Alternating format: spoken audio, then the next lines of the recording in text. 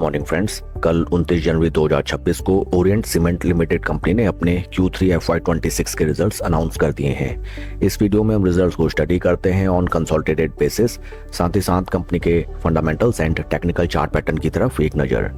And this also you have to take into consideration that this company comes under the ambit of Adani Cement Ventures।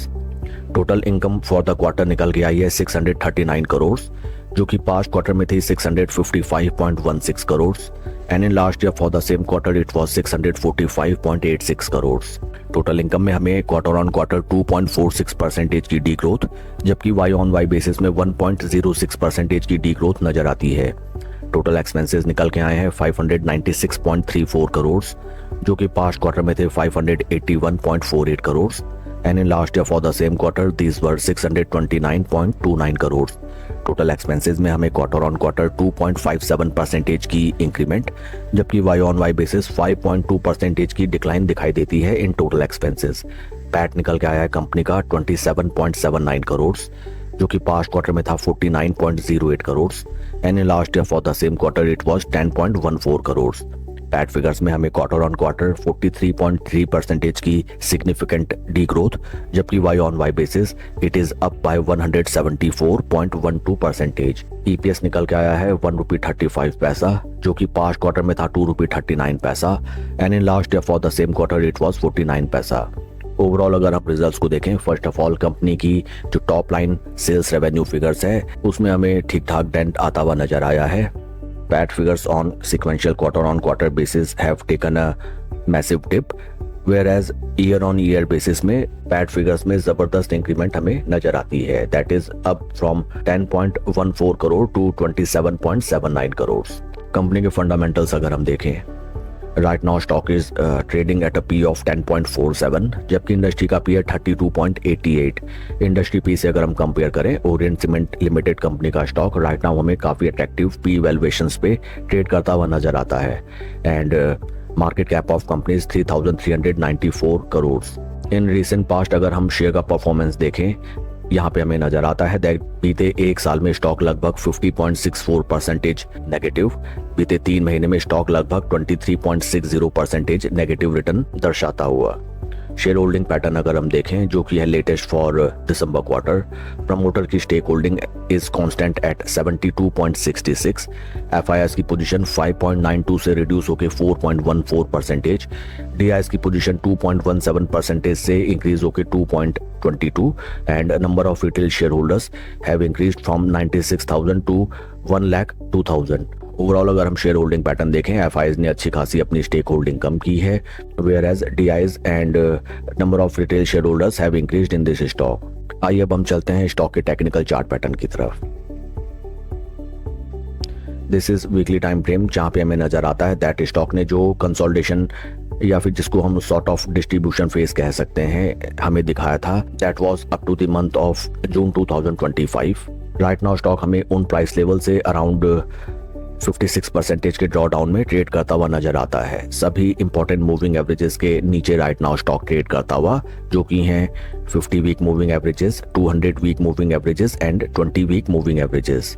Along with that अगर हम हाल फिलहाल volume profiles को देखें, यहाँ पे भी हमें इन बिटवीन कभी कोई मेजर कैंडल दिखाई देती है, उसके अलावा totally volume profiles are silent.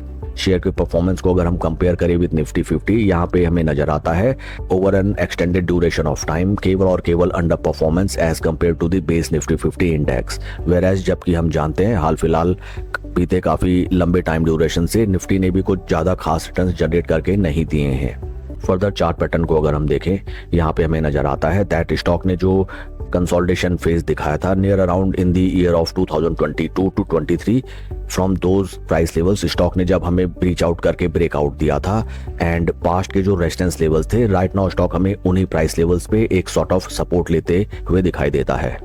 In case आपकी इस स्टॉक में एग्जिस्टिंग पोजीशन है, देन राइट नाउ आपको पेशेंटली वेट करना चाहिए। इन केस अगर आप स्टॉप लॉस लेके राइट नाउ अपना लॉस बुक नहीं करना चाहते हैं तो, and it could be something like that कि जब स्टॉक यहाँ पे ऑन वीकली बेसिस एक सॉर्ट ऑफ डब्ल्यू पैटर्न बनाते हुए कम से कम अपने 20 वीक मूविंग एवरेज के ऊपर स्लो स्टडी एंड कॉन्फिडेंटली चलना स्टार्ट कर दे and at that point of time जब स्टॉक हमें अपने 20 वीक मूविंग एवरेज पे रीटेस्ट के लिए आता हुआ दिखाई दे, at that point of time we can take into consideration any sort of averaging out or to make any new position in this stock.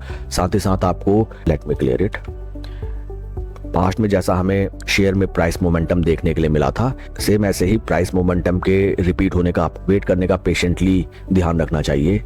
Because friends अगर आप यहाँ पे देखें 20 एंड 50 वीक मूविंग एवरेजेस के दरमियान काफी ज्यादा गैप हमें नजर आता है and seldom it happens that from those price levels या फिर from those technical points stock में हमें जबरदस्त वी शेप रिकवरी दिखाई दे। Seldom it happens, majorly it happens that stock price हमें स्लो एंड स्टडी ऊपर की तरफ जाता हुआ दिखाई देता है, but it will take a longer period of time till the time slow and steady 50 week moving averages नीचे की तरफ ट्रेड करने लगते हैं and 20 week moving averages slow and steady ऊपर की तरफ चलना स्टार्ट कर देते हैं। सेम कुछ ऐसा ही चार्ट पैटर्न जो हमें पास्ट में देखने के लिए मिला था इन the year 2022 to 23।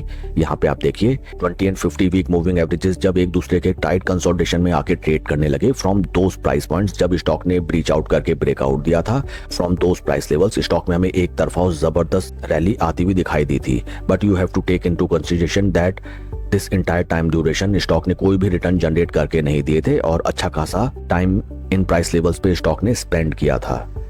History always repeat itself, सो इस चीज को आपको अपने कंसिडरेशन में रखना चाहिए। सेकंड थिंग इज दैट अगर इस स्टॉक को आप ट्रैक करते हैं या फिर आपकी एग्जिस्टिंग पोजीशन है, देन आपको अदानी ग्रुप की बाकी अदर्स कंपनी को भी ट्रैक में रखना चाहिए। बिकॉज जैसा कि हम जानते हैं अदानी ग्रुप से रिलेटेड कोई भी पॉजिटिव न्यूज आती है तो उनके एसोसिएट कंपनीज में हमें अच्छा खासा मोमेंटम दिखाई देता है, और जब भी कभी कोई बुरी न्यूज आती है अदानी ग्रुप के रिगार्डिंग तो एसोसिएट्स या फिर सब्सिडरीज कंपनी में हमें अच्छा खासा डाउनवर्ड ट्रांजैक्शन देखने के लिए मिलता है। तो इस चीज को भी आपको अपनी कंसिडरेशन में रख के अपने एग्जिस्टिंग पोर्टफोलियो या फिर अपने एग्जिस्टिंग इन्वेस्टमेंट के रिगार्डिंग कोई प्रूडेंट डिसीजन लेना चाहिए।